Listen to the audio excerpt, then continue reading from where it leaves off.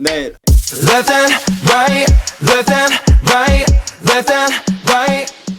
Hi everyone, welcome to our podcast. I'm Siti Sujana binti Soherana and I'm currently taking bachelor degree in TESOL. Hi everyone, my name is Nirmaira binti Ramaswamy. I'm currently taking bachelor degree in TESOL. Hi, my name is Ramli Zulfa binti Muhammad Zahar and I'm also currently taking the bachelor degree in TESOL. Hi, my name is Rashmi binti Mahdi and I am also taking bachelor degree in TESOL. Hi, my name is Nurdin Danila binti Muhammad Isri and I'm also taking bachelor degree in TESOL.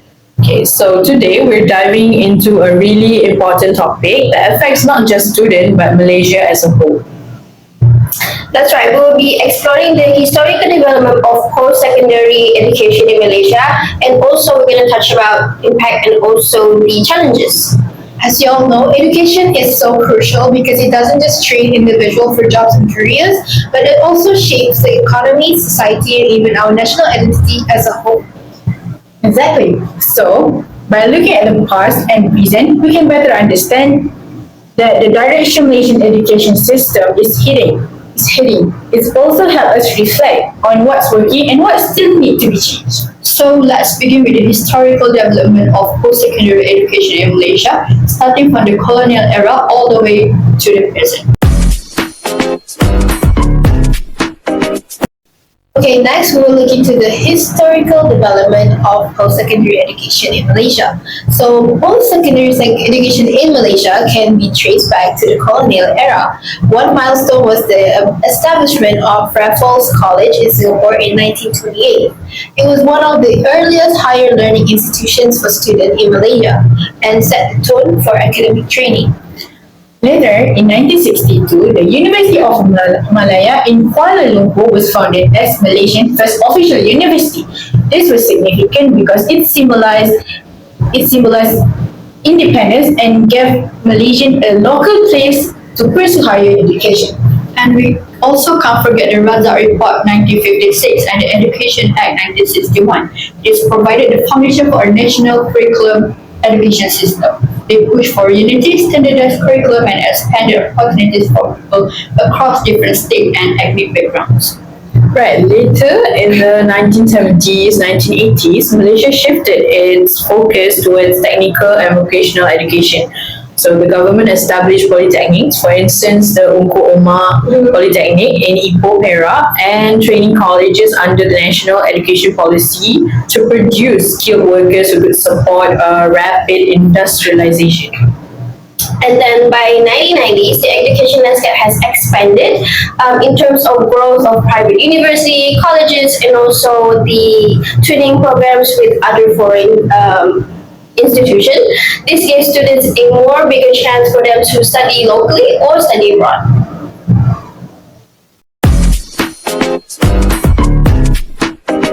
So, what are the impact on national progress? Let me tell you guys. Post-secondary education has fueled Malaysia's economic growth. Universities such as UNICEF, UITM, and UKM produce engineers, doctors, ICT specialists, and educator professionals who are vital to building industry and service. It also supports social mobility. A degree can open doors for students from rural areas or low-income families, giving them a chance to improve their life and contribute to society. Education has also played a role in nation building.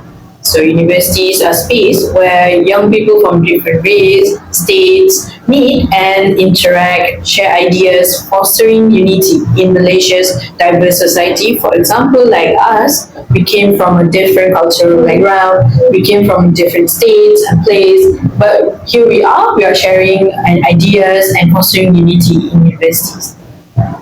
Not to mention innovation, graduates drive research, creativity, and also technologies. For example, research universities like UPM, UITM, even UNICEF, they contribute to the fields like agriculture, medical science, and also green technologies. This helps Malaysia to remain competitive globally. So overall, education isn't just about personal achievement, it's about producing leaders, innovators, and citizens who can shape the country's progress in multiple areas, not only in Malaysia, but other countries as well. But challenges remain. One big issue is graduate employability. Many students graduate every year but struggle to get jobs. And even worse, some of them are still unemployed even after they have graduated for a year because they are still finding jobs based on their qualification. For example, as we are taking bachelor in education, that's right? Yes. So we obviously want to be a teacher. Yeah. Yes, and employers often highlight the skills mismatch. For example, graduate may have the academic knowledge, but they sometimes lack soft skills like communication, problem solving, or teamwork, which are highly demanded in workplaces. For example, like us in the education field, a fresh graduate like us with a teaching degree might know teaching theories and curriculum, but design very well. But when placed in a real classroom, they may struggle to manage students, communicate instructions clearly. The quality of education is another concern actually. So critic points outdated curriculum, limited research output, and Malaysia struggle to rank higher globally in university ranking. I think University Malaya is ranking on the 60 out of the global university ranking, which this affect how the world perceive our education system. So the next challenges is that the gap between the public and private institutions.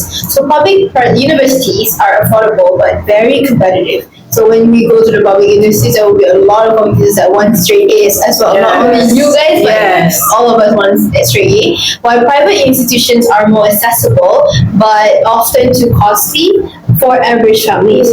This creates inequality in students' abilities, financial problems, and their focus in learning. So we can all agree that this has become one of the main challenges of our education system in Malaysia. Yeah, and of course, frequently policies change like budget cuts or new strategy introduced by a different government create uncertainty. This makes it harder for university to plan long-term and constantly improve the system. For example, like when the university wants to build a science lab, they plan it carefully, but then the government cuts their budget. So later, a new government comes and they say, I want you to focus on art instead of science. So now the university like, oh, what should I do? Should I focus on science lab or the art? So because of these rules and funding keep changing, it's hard for the university to plan a long-term or make steady improvement. So to wrap up, Malaysia's post-secondary education has made huge progress since colonial time. I think we all can agree to that. Yeah, well, it has contributed not only to our economy but also to society, technology, and also national building. At the same time, challenges like employability, quality, and accessibility shows that there's still a lot of room for improvement. Ultimately, education should not only prepare students for a job, it also equip them to contribute to Malaysian future growth and resilience. And with that, thank you for joining us in this podcast. We hope you gain new insight and we'll see you next time. Bye-bye. Say to me. Sana Cina yang aku tak ingat Hi guys, so we going to True. look at the interview. Let's go.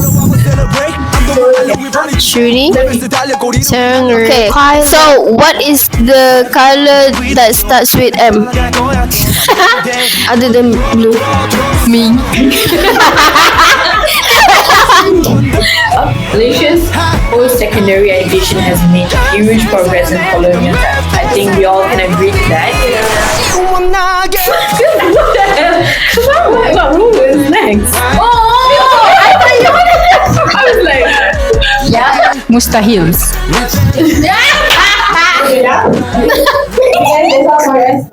I thought the answer gonna be